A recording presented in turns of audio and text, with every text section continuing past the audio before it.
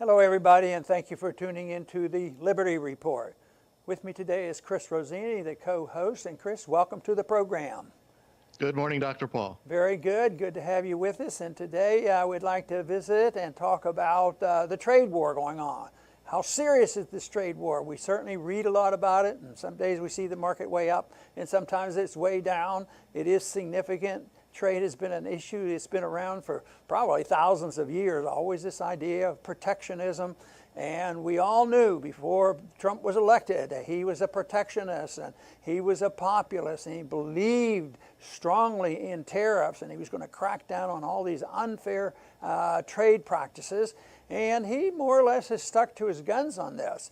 But the one thing that seems to be confusing the marketplace right now is how determined is he? Is he going to stick to his guns? Because it seems like it's on again, off again, just like his foreign policy. Just recently, of course, the negotiations with Kim in North Korea is on again, off again. And that's somewhat like what he does with these trade policies. I would say the only place that he's been very consistent, he's never changed, he never wavers, is one where I wished he would. And that's dealing with the sanctions and the problem that he sees with Iran. But he has stuck to his guns, stuck to his allies of Saudi Arabia and Israel, and they're very determined. But this is different. These are other reasons, the NAFTA agreement and others. I don't even believe in those international agreements and would agree with him on that. But what he wants is protectionism. He doesn't talk about free trade. And one thing I'd like to mention as we start is the notorious comment of those who don't want free trade say, oh, yeah, we're for free trade, but it has to be fair. We're for fair trade. And that is a cop-out because once they talk about fair trade, forget them. They're interventionists, they're protectionists, and they do all sorts of things. And the way I see this is if you're talking about fair trade, that is a subjective term. It's who gets the advantages and who does the most argument, who has the most pressure. But when you talk about free trade, it's the absence of government, no interference, and therefore people are free to trade. And there are no subsidies and no protection, and this is quite different. So, Chris, I want to talk more about that more specifically. You know, in the news this week, I think they've been talking a whole lot about steel and aluminum. But they've been talking about steel and aluminum for about a month now. And a couple of days ago, it sounded like it was going to go through. But we really don't know the bottom line on that quite yet. Yes, unfortunately, the lack of understanding in America of history and economics, this is when it comes back to hurt us because tariffs and mercantilism, these are crony deals that are wrapped in patriotism. That's really all it is. Trump will rig the game in favor of a few politically connected corporations that are going to be with him. He's not going to go help CNN or anybody that's not a Trump that can offer something for Trump. So he's going to give a special favor to a tiny group of corporations at the expense of everybody else. Right. So this is what everybody hates about the U.S. government, how it's rigged for corporations. But if you wrap it in, well, it's going to beat China, then everybody falls for it, and we just go through the cycle again. Right. And, you know, the other problem that people who are in the investment community or us who like to study the economic environment and what's going on, he has advisors, and usually a president picks advisors that has a policy, and you, right or wrong, you usually have a pretty good idea which way they're going. But he has a Secretary of Treasury, Mnuchin. He's actually a little bit more reasonable about trying to avoid these heavy tariffs, but then they have Navarro coming in. He's really with Trump. And Navarro was out for a while, and now he's back in, and they're cracking down, and then they back off again. So this to me is the big problem.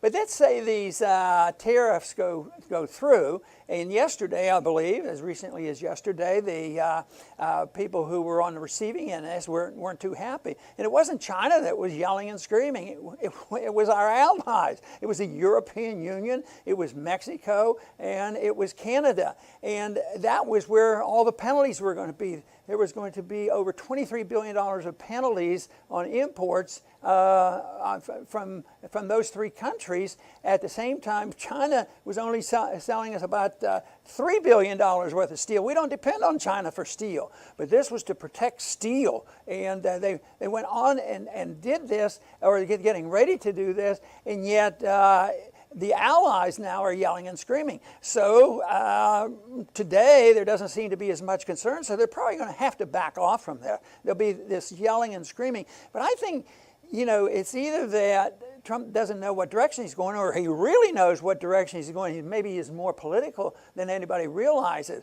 Well, if I say things that appeal to the base, that's what they're going to remember. And if it doesn't go through, we can blame somebody else. So he comes out very, very strong on the protectionism, and then all of a sudden later on he might back off a little bit. And I think he's done that on foreign policy. At one time, the language toward North Korea was so strong, and before you knew it, he was talking up, and then he cancels the meeting and goes back to it. I think that's his method of dealing, with economics and foreign policy, but it is very confusing. So I think that even if he is not going to be ultra protectionist, I think the damage can come from people not knowing. How do they make plans? What if this lingers? What if it is partial? And what if people don't know what to expect?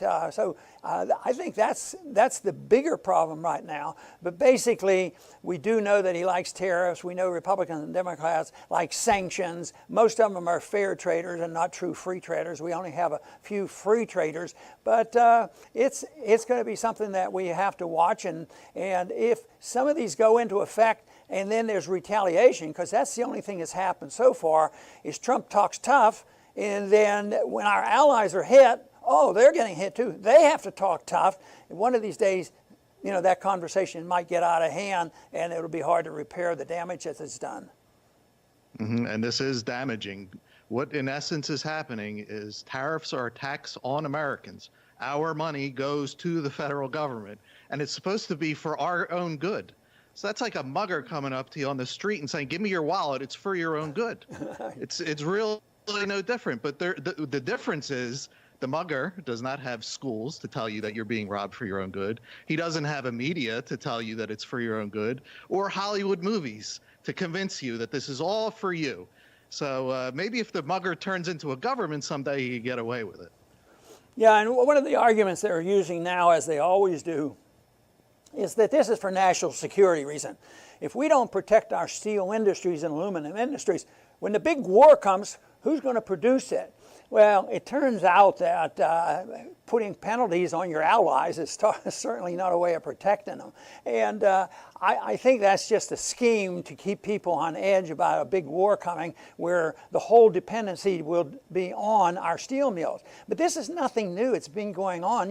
Truman, during the Korean War, they had wage and price controls on back then and really messed up the markets. And the steel industry wasn't producing, and they wanted to raise prices and this sort of thing, and there wanted to be strikes. So Truman took over the steel industry. He never accomplished much because it went to the courts pretty fast, and the Supreme Court ruled it out that he couldn't do that. But Kennedy had the same situation. Truman did that in 1952, and Kennedy, 10 years later, in 1962, when we were in the Vietnam War, he didn't take over the steel mills, but he was saying, you cannot raise these prices. Well, the prices weren't going up because they were being mean or nasty. They were going up because that was when the inflation was moving in, because we were printing a lot of money for the war, and there was price inflation. So he had to step in, so it was interference. But how do they do that? Do they try to explain the economics of it and the downside of it? No, it's national security. We constantly hear that. If there's any excuse, being patriotic and for national security, you're not supposed to ask any questions. I think there's a better way to do this. Mm-hmm. And unfortunately, what can get started is once tariffs get started, other countries, they're driven by bad ideas too. They'll look at America and say, "Oh yeah, you're going to hurt your citizens. Well, we're going to raise tariffs too, and we'll hurt our citizens." and it becomes a feeding frenzy. All the industries, they all want protection, and everybody gets harmed all over the world and turns into economic calamity. That's what happened in the Depression, and there's no reason to believe that it can't happen again. You know, one example I use to try to get people to understand the foolishness of tariff, and you've already mentioned it, Chris, is that it's a tax on the people. You know, tax American citizens and try to punish the Chinese. You know, it makes no sense at all. But think of the United States as the world, and the states were really individual countries like was intended, you know, originally, and they wanted to work together. Let's say we're working together now, and we have one currency, and the trading is free. You can go cross borders, and there are no tariffs. But what if somebody started measuring this? Well, you know, we need fair trade between the states. Texas sells so much oil to Illinois that there's a $10 billion trade imbalance, and this is really hurting Illinois. They have all these imports from Texas, and Texas is not buying anything from Illinois. So they want to put a tax. Already, the people in Illinois are buying the gasoline, and then what they're going to say is, let's put a tax on the gasoline they buy from Texas in order to solve this problem. So these statistics aren't even measured. But if in reality, if you want really, really fair trade, you should count all the trade imbalances between all the various states and make them come out even, which is ridiculous. That nobody even thinks about it because they say, well, we're one country and we have one currency, which would help. Because if we had a world currency and we were all satisfied, you know, with a gold-backed currency, this becomes a non-issue.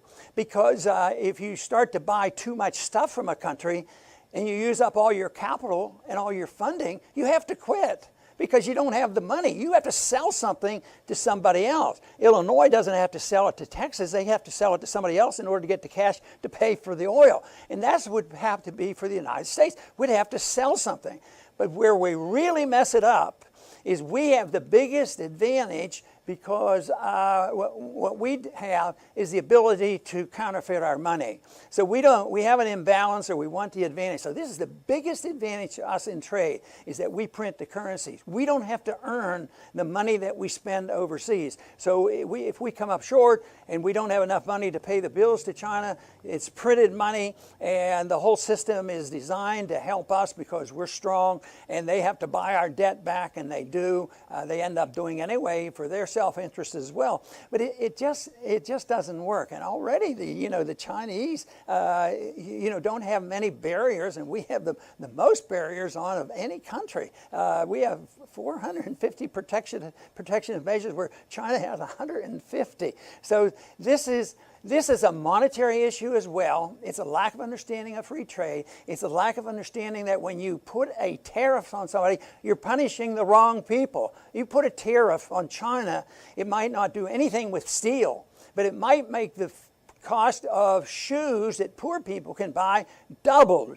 Who knows what would happen if they put a tariff on that? That could happen. We could end up paying twice as much, for shoes. So I don't see any advantage whatsoever. I like the idea of living in a free society, free markets where people make the decisions, but it would go a long way to saying no rules, no regulations. Let the individual country be free. Have a sound currency. But sometimes the country isn't competitive enough. And sometimes we're not competitive enough in the product, so we blame China or Japan or somebody else. But it might be that our taxes are too high. We have too much regulations. Maybe the quality of our goods aren't as good as they should be. So those are all factors. And if our sales go down, we have to address that factor. It isn't always because somebody's punishing us, but it's because a good product at the right price, you should be able to compete. And besides, these countries can't do it forever, because if they have a lot of tariffs on their own people, they're punishing their people, and eventually they'll fall behind. So, Chris, I think there's no doubt in our minds, at least, that free trade and free markets and sound money could go a long way to solving this potentially damaging trade war that may or may not break out. I agree, and I'll finish, Dr. Paul, with a plea to, we have a lot of sharp viewers out there, but a plea for even more people to actually think, whether it's foreign policy or economics. war will never create peace, and theft will never create prosperity. And government and their media will try to convince you otherwise, that war will create peace. That's what they're doing it for, and they're going to rob you for your own good. You just have to think for a second. Peace creates peace. That's how it works. And voluntary transactions, like you say, with free markets, sound money, no aggressive force, that's the road to prosperity. And the founders support your position, Chris, and that is, if you follow those rules that you laid out, and there's a lot more trade, that there's less likely to have fighting going on and real wars break out, is when you get into this protectionist maneuver. Where are the strongest argument and fear-mongering? It's with Iran, and that's a very dangerous situation, as well as North Korea. Hopefully that gets better. But if you trade with people, we're better off. That's why I always argued over this 50 years plus that we had all these barriers on Castro. Once the missiles were out there and the Cold War was over, we should have been trading with them a long time ago, and we're still not trading with them, because that would solve the problem. Today, I keep thinking, how in the world could they build up all this fighting between Europe and Russia? Right now, Poland is asking us to put a permanent base in Poland to protect them against a Russian invasion. You know, that's preposterous. But and Russia sells, oil and gas to Europe. They depend on that. And I would think that they would just leave it alone. But I think part of that is internationalism, the fact that NATO exists and NATO has to have an excuse, and therefore, and the military-industrial complex has to have an excuse. It gets more complex because everybody wants to spend. But that is far cry from free markets and free trade, where you do have a lot more peace and a lot more prosperity. That, of course, is our goal. Promote peace and prosperity, and backed up by the principles of personal liberty. I want to thank everybody for tuning in today, and please come back soon to the Liberty Report.